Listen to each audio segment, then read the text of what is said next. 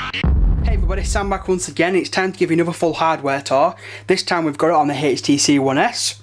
So here it is in all its glory. So what we're going to do first of all is give you a quick rundown of some of the specifications. Inside the phone we're rocking a 1.5 GHz dual core processor, which is a Snapdragon S4. So it's the latest and greatest in terms of Snapdragon processors. It's got 1 GB of RAM, you know, pretty much all the standard stuff that you normally would expect. Internal storage is 16 GB. Now the actual storage on there, you can only use just under 10 GB of that, which is a bit of a disappointment, but I will cover that off my full review when I come to that.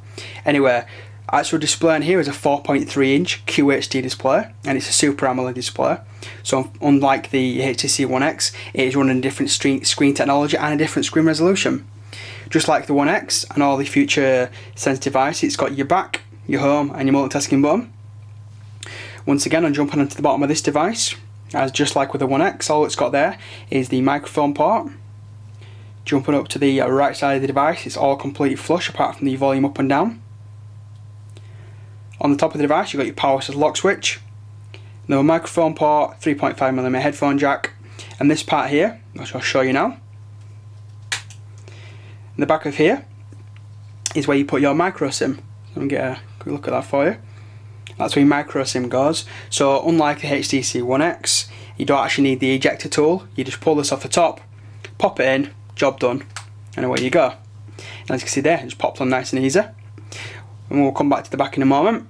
As you can see there, you've got your micro USB for your charging and your syncing, and also for your HDMI out via the MHL adapter. Back of the device, you're rocking an 8MP camera, autofocus, capable of doing 1080p with an LED flash.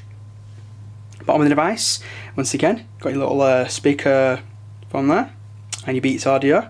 This doesn't have any of those kind of like charging or media dock kind of thing, so it is a bit different than the One X.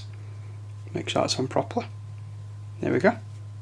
Front of the device, it is only rocking a VGA front facing camera, which is kind of disappointing because I would have liked a 1.3MP, so I could have done some HD footage in the back, on the front as well as the back, but it is as it is, and this is their lower end device.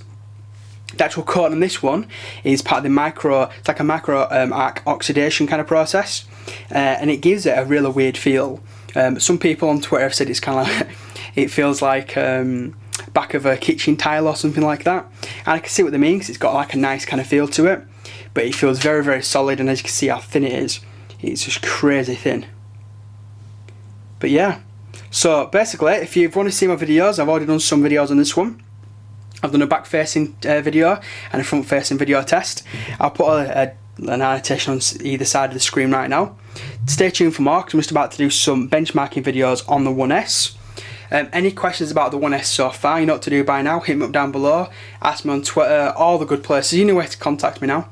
Anyway people, I'm going to get off this video and I'll see you in the next one. Cheers everyone.